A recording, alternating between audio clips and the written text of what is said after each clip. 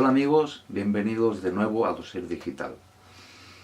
Hoy quisiera hablaros de una de las facetas, una de las variantes quizá más importantes junto al fenómeno de las abducciones, estrechamente relacionadas con el fenómeno OVNI, con el fenómeno de los objetos volantes no identificados. Hoy hablaremos de las aterradoras muertes y mutilaciones extrañas de animales. Particularmente pienso que es un tema fascinante, en el que, sin embargo, es muy fácil llegar a caer en sensacionalismos. A lo largo del programa hablaremos de ovnis, aunque quisiera dejar claro un matiz. Quisiera que cuando hablemos de ovnis, cuando surjan estas siglas, esta palabra, se lo tomen como lo que realmente es decir, objeto volante no identificado. Esto no es una declaración de escepticismo por parte mía, es más, les habla alguien que está absolutamente convencido de la existencia de vida extraterrestre, de vida inteligente además, y de que nos han estado visitando desde la más remota antigüedad hasta nuestros días. Sin embargo, entiendo que este tema es muy serio y que debe ser analizado con rigor y con objetividad. Por tanto, cuando aparezca el acrónimo OVNI en alguno de estos casos, pues quisiera que se interpretara como eso, como no identificado, sin atribuirle ya ninguna explicación no comprobada. Otro punto muy importante, y creo que mucho más de lo que pueda parecer a simple vista, es que con muchísima frecuencia se trata de explicar la totalidad del fenómeno con una sola respuesta, con una sola hipótesis de trabajo. Yo pienso que esto es un error que se suele cometer además muchísimo cuando uno visita distintos sitios en internet, páginas pertenecientes a investigadores, páginas pertenecientes pues a personas que intentan divulgar estos contenidos, estos casos. Se suele caer en el error de atribuir una única explicación a la inmensa globalidad del fenómeno. Como digo, pienso que es un error además bastante serio. Se trata de un fenómeno extraordinariamente complejo, quizá tanto como el mismísimo fenómeno OVNI, que en muchas ocasiones puede rayar con lo absurdo. Y ya para empezar quisiera dejarles un primer episodio. Los hechos tuvieron lugar en Whiteface, Texas. El espectáculo era sobrecogedor. Se encontró en un trigal un área circular completamente abrasada. En el centro aparecía el cuerpo sin vida de una novilla a la cual le había sido extirpada la lengua. Desaparecieron también los órganos externos y presentaba a la altura del vientre un orificio muy profundo que daba la impresión de haber sido producido por alguna suerte de artefacto capaz de horadar la carne como si se tratase de un trozo de mantequilla. Además, no se encontraron rastros de sangre en el lugar, no se encontraron rastros de sangre ni en el cuerpo ni en el suelo. El agresor había desaparecido con rapidez, había desaparecido limpiamente sin dejar la menor huella. Esto sucedía en marzo de 1975. Casos como el presente, cada uno con sus propias características, se dan prácticamente alrededor de todo el mundo. No son una exclusiva de determinadas zonas geográficas, no son una exclusiva de un lugar, de un país o de un continente incluso. El fenómeno pues alcanza unas proporciones mundialmente reconocidas.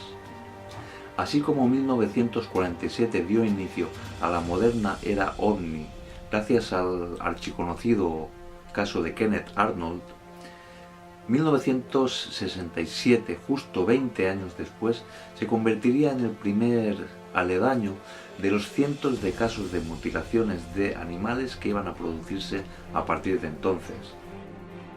Y todo empezó con un episodio que hoy en día se ha convertido ya en un clásico. La víctima, una potranca llamada Lady, apareció con la cabeza totalmente descarnada, entre otras características. Así, el 7 de octubre de 1967 aparecía en prensa el primer artículo que se refería a estas misteriosas muertes de animales relacionadas directamente con el fenómeno OVNI. El artículo apareció en The Pueblo Chieftain. El incidente Lady, como fue conocido a partir de entonces, se convertiría pues en el primer caso de mutilaciones de animales constatado y documentado. Si bien en un principio estas agresiones se centraron casi exclusivamente sobre el bovino, afectando ocasionalmente también algunos caballos, sí que es cierto que al poco tiempo se empezaron a extender entre otros grupos animales, afectando así pues al vacuno, al bovino, al equino, a los cánidos, a los felinos, a los primates, a las aves, hasta tal punto que se empezaron a dar, con fechas relativamente recientes, otro tipo de agresiones, otro tipo de ataques, que nos afectaban ya mucho más directamente. Se empezaron a producir agresiones y mutilaciones a seres humanos. Conforme el fenómeno se expandía y la prensa se hacía eco de aquellas atrocidades, también la población empezaba a preguntarse qué estaba sucediendo. Las policías locales, las oficinas del sheriff e incluso estamentos tan acreditados como el mismísimo FBI dieron inicio a sendas investigaciones. Era preciso aportar respuestas y sobre todo frenar aquella auténtica ola de terror que las muertes estaban produciendo, especialmente entre granjeros, rancheros y otros profesionales cuyas economías dependían directamente de aquellos animales. No tardaron en aparecer los primeros intentos de ofrecer una solución, una respuesta al fenómeno. Enseguida se empezaron a contemplar distintas hipótesis. Muchas de aquellas hipótesis provenían esencialmente del ámbito oficial. Se dijo que estas muertes podían estar causadas por satanistas, los cuales ofrecerían en sus rituales algunas víctimas propiciatorias. También se llegó a afirmar categóricamente que las muertes estaban producidas por animales depredadores. Incluso se apuntaron pues posibles cambios en el comportamiento de algunos depredadores o en el hábito de caza incluso de estos animales. También se barajó hasta la saciedad la posibilidad de que estas muertes hubiesen sido originadas por eventuales bromistas, incluso de que hubiesen sido producidas por imitadores. Y uno se pregunta, ¿imitadores de qué? ¿Imitadores de quién? Sin embargo, todo este elenco de explicaciones racionales, de explicaciones oficiales, no acababan de convencer prácticamente a nadie.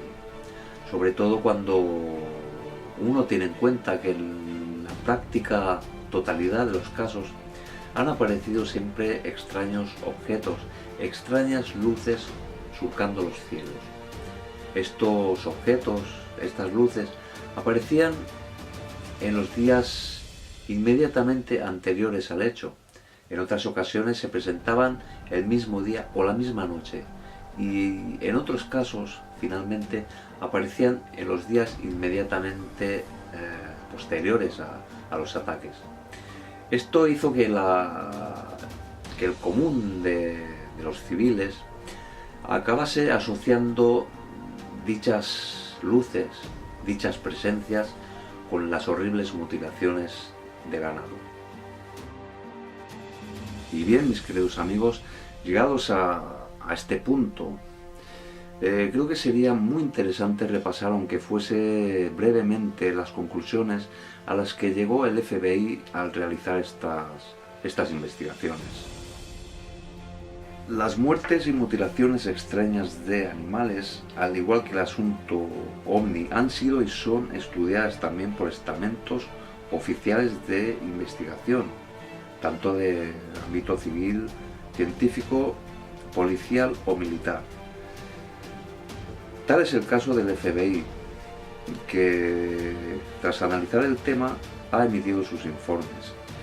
Estos reportes, por su especial naturaleza, pasan a ser automáticamente material clasificado, aunque gracias a la Freedom of Information Act quedaron a disposición del dominio público los informes pertenecientes al Animal Mutilation Project, que contiene los resultados de las investigaciones llevadas a cabo por este estamento relativos a 15 de los casos reportados a finales de los años 70. Lamentablemente tampoco ellos pudieron dilucidar la causa de tan desconcertantes acontecimientos, como puede leerse en la página web oficial de la Oficina Federal. Leemos lo siguiente: el material relativo al proyecto de mutilación animal contiene las cuentas de mutilaciones de animales que fueron reportadas durante finales de 1970. El FBI se involucró cuando 15 mutilaciones ocurrieron en Nuevo México. Diversas teorías sobre el origen de las mutilaciones fueron exploradas por el FBI, incluyendo los cultos satánicos, ovnis, bromistas y los depredadores naturales. Y atención ahora, mis queridos amigos, a la siguiente frase. Dice literalmente: la investigación no pudo identificar a ninguna persona responsable de las mutilaciones. Bien, la totalidad del informe consta de 130 páginas. Se inició el día 28 de mayo de 1979 en New México y fue dirigido por el exagente del FBI Kenneth M. Rommel, quien algo más tarde emitiría sus propias conclusiones en el que se conoce como el informe Rommel. Así, entre la distinta documentación que conforma el dossier del Animal Mutilation Project, podemos hallar, entre otros, diversos artículos de prensa de la época, un buen número de memorandos, la correspondencia oficial perteneciente a las distintas fases del proceso de investigación, copias de los impresos utilizados por los agentes durante las investigaciones policiales sobre el terreno y los resultados de laboratorio de pruebas analíticas realizadas a algunos de aquellos animales.